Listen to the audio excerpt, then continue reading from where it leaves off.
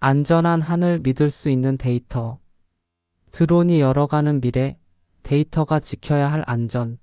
개인정보 보호, 드론 보안, 그리고 사고 분석까지 쉽고 깊이 있게 풀어드리는 여기는 토미의 정보세상 개인 블로그입니다. 오늘 우리가 함께 떠나볼 세계는 바로 드론 포렌식입니다. 드론 메모리 속에 숨겨진 이야기, 과연 무엇일까요? 한번 본격적으로 파헤쳐 보시죠. 이게 그냥 기계처럼 보이지만요. 사실은 하나의 증인이라고 할 수 있습니다. 겉보기엔 그냥 멈춰있는 평범한 기계지만 이 안에 켜켜이 쌓인 데이터를 통해서 우리에게 정말 놀라운 이야기를 들려줄 수 있거든요. 자, 이 슬라이드를 보시면 이게 왜 중요한지 바로 감이 오실 거예요. 드론, 이제 더 이상 그냥 취미용 장난감이 아닙니다, 여러분. 불법 촬영은 물론이고요. 국경을 넘어서 아이폰이나 마약을 밀수하고 심지어 교도소 담장 너머로 무기를 전달하는 데 쓰이기도 합니다. 기업의 기밀을 빼내는 스파이 활동이나 주요 시설을 공격하는 테러에도 악용된 사례가 이미 여러 번 있었죠. 바로 이 질문. 이게 오늘 우리가 풀어야 할 핵심 미션입니다.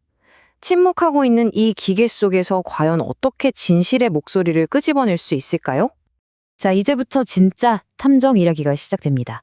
바로 이 DJI 팬텀3 비밀일기장을 한 페이지씩 넘겨보면서 수사관들이 어떻게 그 흔적을 추적하는지 함께 따라가 보겠습니다. 근데 말이죠. 무작정 뛰어들 순 없어요.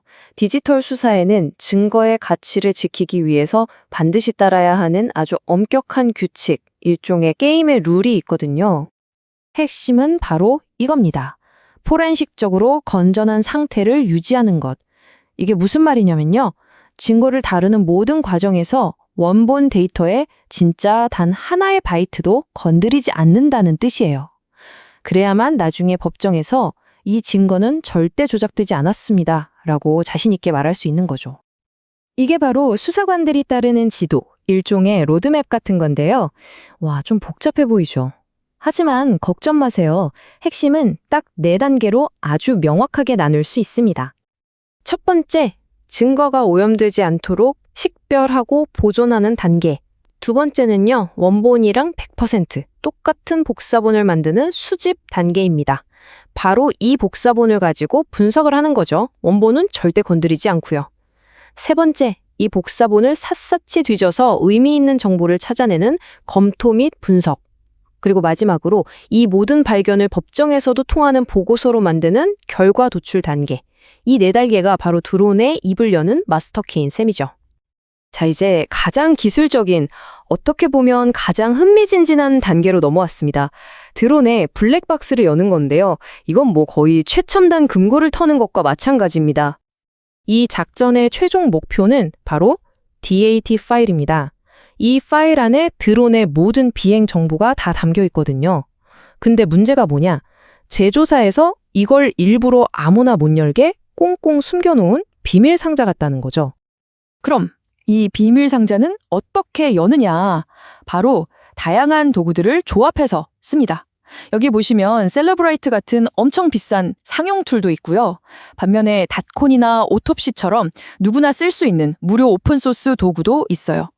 즉, 어느 하나만으로는 안 되고 이런 여러 도구들을 마치 장인이 연장을 다루듯 조합해야만 비로소 퍼즐이 맞춰지는 겁니다. 자, 드디어 그 모든 노력의 결실을 맺을 시간입니다. 그 복잡했던 숫자와 코드의 나열이 어떻게 하나의 명확한 이야기로 다시 태어나는지 지금부터 보여드릴게요. 먼저 이걸 한번 보시죠. 이게 꼭 병원에서 보는 심전도 그래프 같지 않나요? 이게 바로 DAT 파일에서 막 뽑아낸 가공되지 않은 원시 데이터입니다. 고도, 속도, 배터리 상태. 정보는 있는데 이 자체만으로는 우리가 알 수 있는 게 거의 없어요. 그냥 드론이 쓰는 외계어라고 생각하시면 됩니다. 그리고 바로 이것이 그 번역본입니다. 와, 정말 놀랍죠? 알아볼 수도 없던 데이터가 이렇게 선명한 비행 경로 지도로 탈바꿈했습니다. 이게 바로 드론이 들려주는 이야기의 하이라이트죠. 어디서 떠서 어떤 길을 거쳐 어디에 내렸는지 모든 게 한눈에 들어옵니다. 그래서 이 분석으로 구체적으로 뭘 알아냈냐고요? 자, 보세요. 총 비행시간은 12분 18초, 이동거리는 419m, 장소는 나이지리아 아부자였고요. 날짜는 2022년 11월 26일이었네요.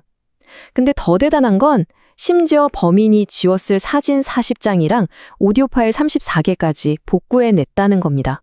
정말 대단하지 않나요? 자, 지금까지는 특정 사례를 깊게 파고들었는데요. 이제 한 걸음 물러나서 이 드론 포렌식의 미래는 어떻게 될지 그 끝나지 않는 기술 전쟁의 최전선을 한번 살펴보겠습니다. 이건 정말이지 창과 방패의 싸움 그 자체입니다.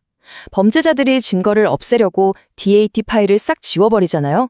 그럼 수사관들은 파일 카빙이라는 기술로 맞섭니다. 이게 뭐냐면 컴퓨터에 남은 데이터 조각들을 하나하나 퍼즐 맞추듯이 모아서 원래 파일을 되살려내는 거예요. 또 제조사가 독자적인 포맷으로 데이터를 꽁꽁 잠가 놓으면요. 전 세계의 전문가 커뮤니티가 들러붙어서 그 구조를 역으로 분석하고 해독 도구를 만들어서 공개해버립니다. 어느 한 기관이 기술을 독점하는 게 아니라 이런 집단지성으로 문제를 해결한다는 점이 정말 흥미로운 부분이죠. 이제는 반대로 드론을 잡는 안티-드론 기술도 엄청나게 발전하고 있어요. 전파를 쏴서 드론 조종을 방해하거나 아예 레이저 같은 걸로 직접 쏴서 떨어뜨리기도 하고요. 또 지오펜싱이라고 해서 소프트웨어로 보이지 않는 벽을 쳐서 중요한 구역에는 아예 드론이 못 들어오게 막는 기술도 이미 널리 쓰이고 있습니다. 자, 마지막으로 여러분께 질문 하나를 던지면서 마무리할까 합니다. 앞으로 인공지능이 스스로 모든 걸 판단하고 비행하는 드론이 점점 더 많아질 텐데요. 그렇게 되면 과연 조종사는 누구라고 봐야 할까요? 그리고 범죄 현장에 남겨진 그 인공지능 드론은 과연 지금처럼 기계 증인의 역할을 계속 할 수 있을까요? 기술의 발전이 우리에게 던지는 아주 흥미로우면서도 또 조금은 복잡한 질문이 아닐까 싶네요. 드론 보안과 개인정보 보호는 선택이 아닌 필수입니다. 끝까지 시청해주셔서 감사드리며 앞으로도 더 유익한 정보를 전달드리겠습니다. 구독과 알림 설정으로 함께 지켜봐 주세요.